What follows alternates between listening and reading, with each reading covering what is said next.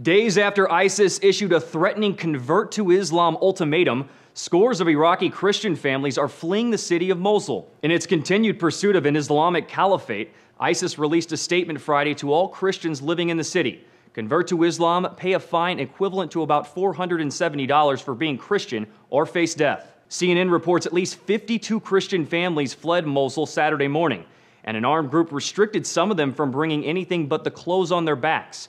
One civilian said, "They told us you're to leave all of your money, gold, jewelry, and go with only the clothes on you." ISIS, the Islamic extremist group which occupied Iraq's second largest city last month, gave the Christian minority until noon Saturday to oblige or they face the consequences. Most of the families reportedly fled to neighboring Kurdish-controlled regions in the northern parts of the country. Al Arabiya points out Kurdish-held Iraq has been untouched by ISIS thus far due to a strong military presence and because the terror group is primarily focused on overthrowing Prime Minister Nouri al-Maliki's government in Baghdad. Since June, the United Nations High Commissioner for Refugees said a total of 10,000 people, mostly from Christian communities of northern Iraq, fled to Kurdistan to escape the violence. Prior to the ISIS insurgency, the Christian minority in Mosul was pretty sizable. The New York Times reports Mosul's Christian community was around 30,000 strong when Saddam Hussein was removed from power in 2003.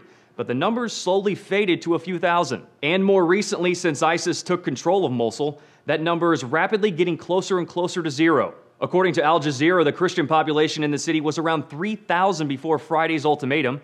It's believed about 1/3 of those have fled just since then. A report from the United Nations on Friday estimates about 1.2 million Iraqis of all faiths have been displaced from violence this year alone. For Newsy, I'm Jay Struberg.